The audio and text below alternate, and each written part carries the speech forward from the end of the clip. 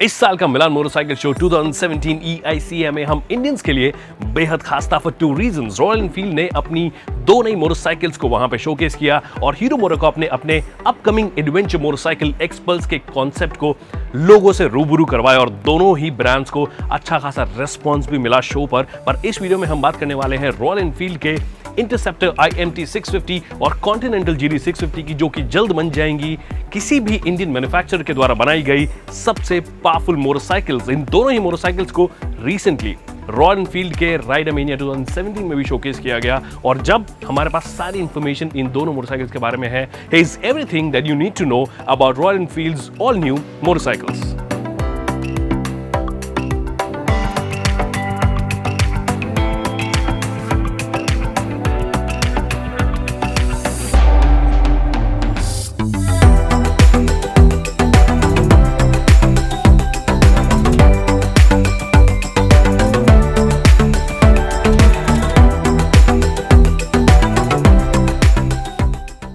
तो सबसे पहले बात करते हैं रॉयल एनफील्ड की इंटरसेप्टर 650 की, जो कि है एक modern classic.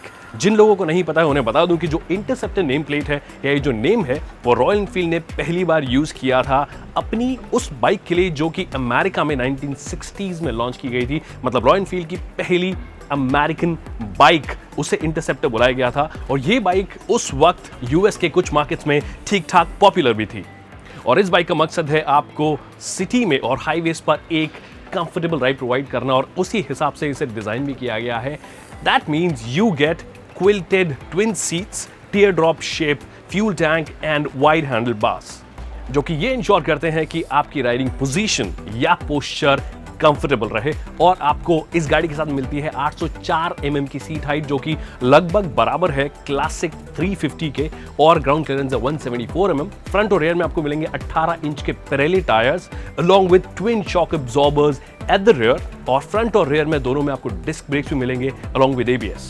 Now the second bike continental GD 650, जो कि एक कैफे रेसर स्टाइल्ड मॉडल है और डिजाइन के मामले में ये काफी मिलता जुलता है एग्जिस्टिंग कॉन्टिनेंटल GD से। ऑल्दो कंपनी ने ये बोला है कि ग्राउंड अप से इसे री इंजीनियर किया गया और उसके डिजाइन में भी चेंजेस किए गए हैं।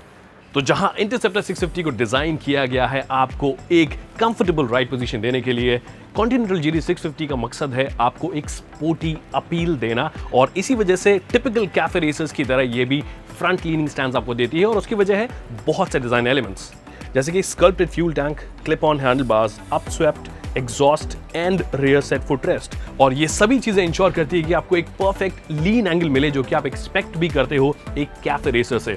और इस गाड़ी के साथ में आपको मिलती है एक single seat, unlike the interceptor 650 जिसमें सीट को दो लोगों के हिसाब से डिजाइन किया गया है। Now about the mechanical bits, तो दोनों ही बाइक डुअल क्राउड फ्रेम पे बनी है और दोनों को ही पावर करता है रॉयल एनफील्ड का all new 650cc SOHC air cooled engine, जो कि रॉयल एनफील्ड का पहला मॉडर्न ट्विन सिलेंडर इंजन है और इसे बनाया गया है रॉयल एनफील्ड के UK टेक्नोलॉजी सेंटर में।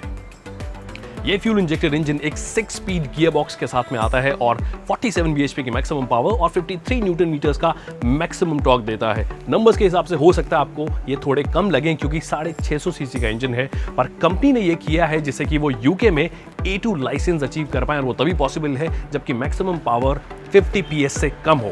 हाँ, जो रॉयल एनफील्ड का 650 cc इंजन है वो उतना पावरफुल नहीं है जितने बाकी मैन्युफैक्चरर्स के 650 cc इंजन होते हैं, जैसे कि होंडा CBR 650 का जो इंजन है वो 85 bhp की मैक्सिमम पावर और डालता है। बट रिमेंबर, वो स्पोर्ट्स बाइक्स हैं, रॉयल एनफील्ड स्पोर्ट्स बाइक्स नहीं बना रहा है। कॉन्टिनेंटल GD 650 एक कैफे रेसर है और इंटरसेप्टर 650 एक मॉडर्न क्लासिक रोडस्टर है।